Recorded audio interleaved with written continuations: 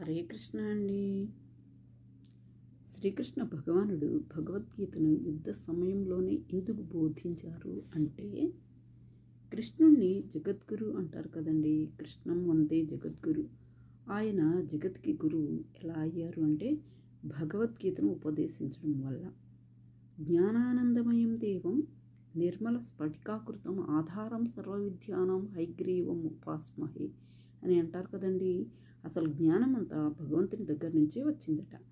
భగవంతుడి నుంచి బ్రహ్మకు జ్ఞానం ప్రాప్తించింది. బ్రహ్మగారి నుంచి అందరికీ జ్ఞానం ప్రాప్తించిందనమాట. అసలు జ్ఞానం అనేది నారాయణుడి నుంచి వస్తుందటండి. నారాయణ సమారంభ అంటారు. అసలు జ్ఞానాన్ని ఆరంభించిందే శ్రీకృష్ణ భగవానుడు.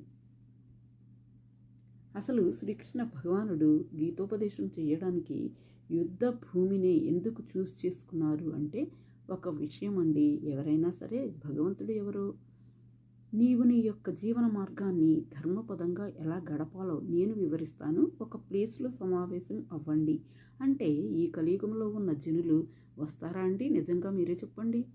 కురుక్షేత్ర మహాయుద్ధం 5000 సంవత్సరాల క్రితం జరిగింది కదా. 5000 సంవత్సరాల క్రితమే కలియుగం స్టార్ట్ అయిందని మనకు అర్థమవుతుంది. ఎందుకంటే కలియుగం అంటేనే కలహాల యుగం. కౌరవ పాండవ యుద్ధం కూడా అప్పటి నుంచే స్టార్ట్ అయింది కదా. ధర్మక్షేత్రే కురుక్షేత్రే సమవేత యుయుత్సవ మామకాః పాండవా చైవ కిమకురూత సంజయ. ఆ సమయంలో శ్రీకృష్ణ భగవానుడు, అయ్యో ఈ మానవులు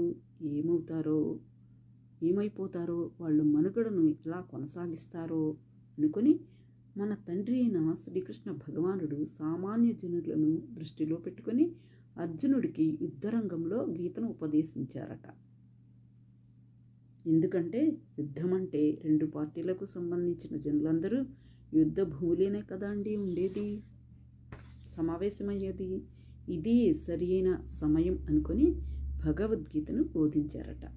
ఆయనకు తెలియని జ్ఞానం ఎవరికి ఉంటుందండి? సాక్షాత్ దేవాతి దేవుడైన, సృష్టి స్థితి లయకారకుడైన భగవంతుడే బోధించిన భగవద్గీతను పఠించడానికి మించిన కార్యం మనకు ఏముంటుందండి?